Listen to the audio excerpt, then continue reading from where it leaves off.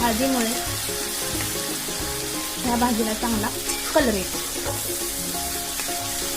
तुम्ही पाहू शकता की ह्याला काही साईडनं तेल सुटायला लागलेलं आहे, म्हणजे आपल्या मिश्रण चांगले भाजत आहे.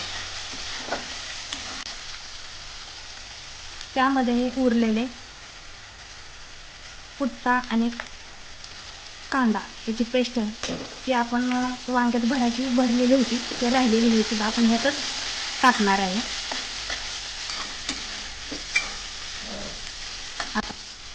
त्याला चांगलं तेल सुटायला लागलं आहे. यामध्ये आता आपण वांगी टाकू.